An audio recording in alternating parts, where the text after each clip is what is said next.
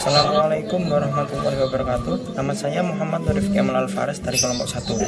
Saya akan menjelaskan materi tentang konsep dan urgensi Pancasila dalam arus sejarah bangsa Indonesia. Menelusuri konsep dan urgensi Pancasila dalam arus sejarah bangsa Indonesia. Yang pertama adalah periode pengusulan Pancasila. Perlu diketahui bahwa perumusan Pancasila itu pada awalnya dilakukan dalam sidang BPUPKI yang pertama, yang dilaksanakan pada tanggal 29 Mei sampai dengan 1 Juni 1945. BPUPKI dibentuk oleh pemerintah pendudukan Jepang pada 29 April 1945 dengan jumlah anggota 60 orang. Menurut sejarah, diketahui bahwa sidang tersebut menampilkan beberapa pembicara, yaitu Mr. Muhammad Yamin, Insinyur Soekarno, Ki Bagus Hadikusumo, dan Mr. Supomo. Keempat tokoh tersebut menyampaikan usulan tentang dasar negara menurut pandangannya masing-masing. Pada tanggal 1 Juni 1945, giliran Insinyur Soekarno yang mengemukakan usulannya tentang dasar negara.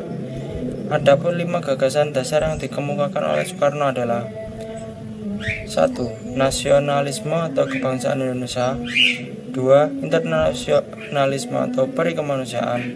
3. Mufakat atau demokrasi. 4. Kesejahteraan sosial. Dan 5. Ketuhanan yang berkebudayaan. Kedua adalah periode perumusan Pancasila. Hal terpenting yang mengemuka dalam sidang BPUPKI yang kedua pada tanggal 10 sampai 16 Juli 1945 adalah disetujuinya naskah awal pembukaan hukum dasar yang kemudian dikenal dengan nama Piagam Jakarta. Piagam Jakarta itu merupakan naskah awal pernyataan kemerdekaan Indonesia. Pada alinea keempat Piagam Jakarta itulah terdapat rumusan Pancasila. Naskah awal pembukaan hukum dasar yang dijuluki Piagam Jakarta ini di kemudian hari dijadikan pembukaan Undang-Undang Dasar 1945 dengan sejumlah perubahan di dalamnya. Yang ketiga adalah periode pengesahan Pancasila. Sehari setelah proklamasi kemerdekaan Indonesia, yakni 18 Agustus 1945, PPKI bersidang untuk menentukan dan menegaskan posisi bangsa Indonesia dari semula bangsa yang terjajah menjadi bangsa yang merdeka. Indonesia sebagai bangsa yang merdeka memerlukan perangkat dan kelengkapan kehidupan bernegara seperti dasar negara, undang-undang dasar, pemimpin negara, dan perangkat pendukung lainnya. Adapun salah satu putusan penting yang dihasilkan dalam sidang PPKI adalah mengesahkan Undang-Undang Dasar 1945 yang terdiri dari pembukaan dan batang tubuh. Naskah pembukaan berasal dari Piagam Jakarta dengan sejumlah perubahan. Batang tubuh juga berasal dari rancangan BPUPKI dengan sejumlah perubahan pula. Sejarah juga mencatat bahwa rumusan Pancasila yang disahkan PPKI ternyata berbeda dengan rumusan Pancasila yang termaktub dalam Piagam Jakarta.